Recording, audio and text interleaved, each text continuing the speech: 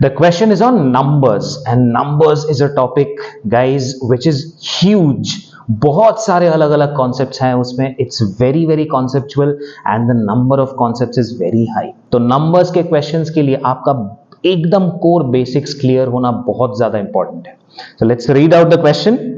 Let n be the least positive integer such that 168 is a factor of 1134 power n. So 1134 power n must be a number which is divisible by 168. अब आप n की जगह पे बहुत सारे values डाल सकते हो लेकिन वो इनको नहीं चाहिए, इनको मिनिमम वैल्यू चाहिए. So only from the first statement हमें क्या क्या इंटरप्रिटेशन मिलता है. सबसे पहली बात, आप 168 और 1134 इन दोनों को फैक्टराइज तो कर ही लो, ये बहुत ज्यादा जरूरी है, राइट. तो 168 देख के हमें लग रहा है 8 से डिवाइड होगा. 8 goes 21 times and 3 goes 7 times. So I can directly write 168 is equal to 2 cube into 3 into 7. पहला पार्ट. दूसरा पार्ट, अगर आप 1134 को देखो तो 4 plus 3 plus 1 plus 1 that's divisible by 9 means the number has to be divisible by 9. तो आप 9 से डायरेक्टली डिवाइड करो. 9 1s are 9, 23 9 2s are 18, 54 9 6s are 54. अब इसको 6 से डिवाइड कर दो. 6 into 21, 3 से डिवाइड कर दो 7 times. Means I can write 1134 as, आपको 6 के लिए एक 2 मिलेगा, देन यहां से 1 2 3 4 मतलब 3 power 4 मिलेगा और एक 7 मिलेगा. तो ये प्राइम फैक्टराइजेशन हमारा हो चुका है. Now they are saying that 1134 power n must be divisible by 168. उसके लिए हमें n का लीस्ट पॉसिबल वैल्यू चाहिए.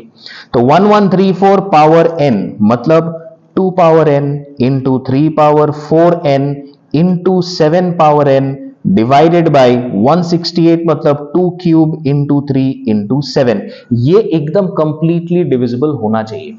अब यहां पे आप देखिए 3 और 7 को लेके आपको कोई टेंशन है नहीं, वो तो डिवाइड हो जाएगा. लेकिन आपको टेंशन हो सकता है इसको लेके. 2 क्यूब 2 पावर n को कब डिवाइड कर सकता है, उसके लिए n का सबसे छोटा वैल्यू क्या चाहिए. Obviously n is equal to 3. That must be the least possible value of n. तो हमें ऑलरेडी फर्स्ट स्टेटमेंट से, हमने अभी तक बाकी सारे स्टेटमेंट्स पढ़े भी नहीं है, only from the first statement I can figure out the value of n. Let's now move on to the second statement.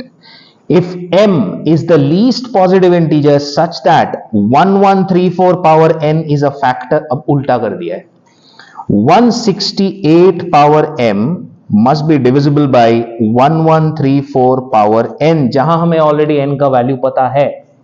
So we can write 168 power m मतलब 2 to the power 3m into 3 to the power m into 7 to the power m divided by 1134 power n का value 3 मतलब 2 to the power 3 into 3 power 4 into 3 that is 12 into 7 power 3.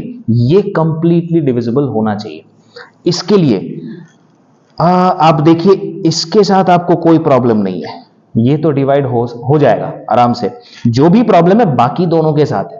तो बाकी दोनों में आपको ये देख के लग सकता है कि शायद m का वैल्यू अगर मैं 3 कर दूं तो आसानी से डिवाइड हो जाएगा, एंड इन्होंने लीस्ट वैल्यू पूछा है. लेकिन अगर आप m का वैल्यू 3 करोगे तो 3 पावर 12 तो उसे डिवाइड नहीं कर पाएगा.